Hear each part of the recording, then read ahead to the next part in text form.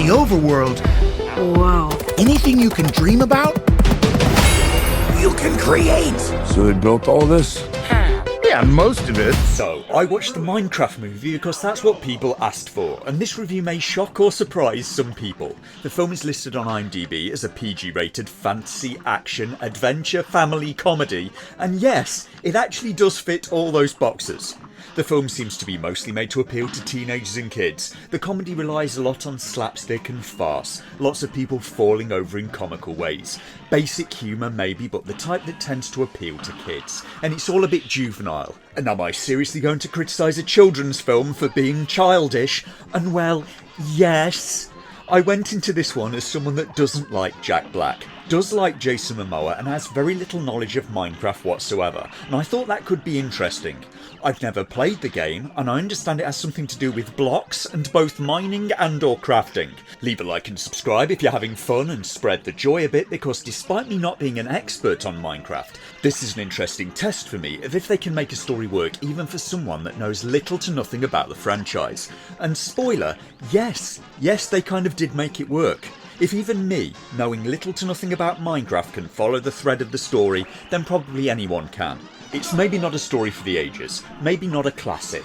There was a lot in there that confused me, but I quite like being confused, and just embraced it after a while. Started looking at it like a Salvador Dali painting. Why was that sheep pink? I don't know. Why is that elephant on stilt legs? Don't know that either, but I quite like it. And I can safely say I've never watched anything quite like the Minecraft film, and I give quite a lot of credit for films being original. I was not expecting going in to have any fun whatsoever with this film, and then I kind of did, and that shocked me. It may be overused as being intentionally lame in places for comic effect. The CGI is not great because I think it was trying to capture the feel of the quite basic graphics of the game. And it's a game that gives me some hope, because graphics in games have become an obsession for many, even as the games seem to just get less and less fun. The film is in no way made for me, but it has a real child's perspective about it, whereas I'm a surly curmudgeon, and in some ways the film feels like a bit of a throwback, like a type of film that people stopped making altogether. It reminds me in some ways of a film like The Goonies or The Last Starfighter, films from the mid-1980s, and it's not that people stopped making films for kids, but I don't recall many movies quite like this recently in terms of structure. Films that work best on the boundless imagination of a child. And although I couldn't enjoy it in the same way as maybe a child could have, I do have quite a lot of empathy, and I did maybe get a little of that reflected joy and hope from the film. A lot of parents could maybe take their kids to this and quite enjoy it themselves. The film reminds me of a Spanish woman I know who I first met in the UK, and she was so much fun to be around because she had such a youthful enthusiasm for life, such vim. I once caught her chasing a squirrel with a camera. She had the camera, not the squirrel. And being around her as she got excited at seeing all these new things in the UK for the first time, I couldn't help but feel a little of her enthusiasm right along with her. That's what watching the Minecraft movie felt like to me. Childish enthusiasm, and I think I used to be a child once. What feels like about 1,000,000 years ago. The film starts with a prologue. It's an exposition-heavy flashback introducing Jack Black as a young boy who's obsessed with the idea of mining, for reasons, because of course he is. As a grown-up, he was disappointed by the adult world, so instead went down a mine and found a cube-shaped glowing blue sphere. It's a Minecraft in-joke. Everything is cubic, including the spheres, apart from later, when there's a pearl and it's spherical. Whatever. The sphere opens a portal to a world of the video game Minecraft, in which the world is composed of cubic blocks. He makes friends with a cubic wolf, builds a life until he finds a second portal, which takes him and the wolf to the Nether, Minecraft's version of hell, inhabited by a race of evil, aggressive cubic pig creatures. He's captured, but the wolf escapes with the cubic sphere that the pigs need to invade. The wolf takes it back to Earth and hides it under Jack Black's bed. Time then goes by, and all Jack Black's things end up in storage, where they're bought by Jason Momoa's character Garrett, and he may be my favourite part of the film.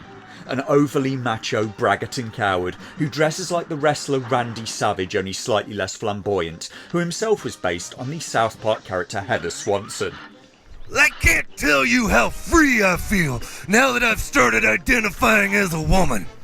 Garrett runs a retro game store. His one claim to fame is winning a video game competition in the 1980s, and his life is in ruins.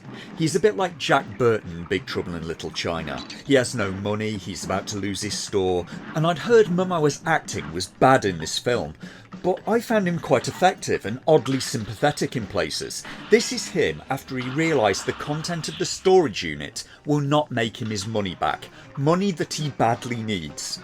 I'm up against it, man. Oh no. My store. I need to win, man. He spends a lot of this movie pretending to be brave before shrieking and running away, and a schoolboy and his older sister move to the same town in Idaho as Garrett, having lost both their parents, and the schoolboy Henry gets in trouble and befriends Garrett, finds the glowing cube in his store, and it leads them to the abandoned mine. Meanwhile, his sister is worried that Henry is hours late coming home from school, so she talks to the realtor lady that she got the house from, who tells her brother is fine, he's just playing down an abandoned mine shaft. Words that would reassure any parent or guardian. They arrive just in time to see her brother open the portal, which sucks them all through into the world of Minecraft. The group then meet Jack Black, lose the crystal, have to go on an adventure with many twists and turns. There's a surprising lack of mining, but quite a bit of crafting. Then the pigs invade, there's a weird scene with Jack Black riding Jason Momoa in a wingsuit, and that wasn't on my bingo card going into this film. The scenes are frankly very random, there's a lot of physical comedy and a lot of Jack Black singing mercifully short songs. Garrett initially only wants money to save his shop, but as the adventure goes on, he realises that money is less important than having friends and a good life to him. Henry learns to use and not hide his creativity. His sister learns that she can't just live for her brother, she can count on him and live her own life. And Jack Black learns that he has to leave the imaginary world of Minecraft and go back to the real world. He can make and create and build a life there too. The good guys win, they all return to Earth and all live happy lives through the power of creativity and friendship. Everyone gets a happy ending, including the lonely lady schoolhead mistress, who ends up dating a cubic Minecraft villager who strayed through the portal and she hit him with her car. He only speaks in noises, so she thinks he's Swedish, until the post-credits where he learns English and is voiced by the English comic actor Matt Berry, who frankly is great fun, and it's a shame he wasn't in the whole movie. It looked bad. It looked like I was going to have to spend the night in Glasgow. Jesus Christ.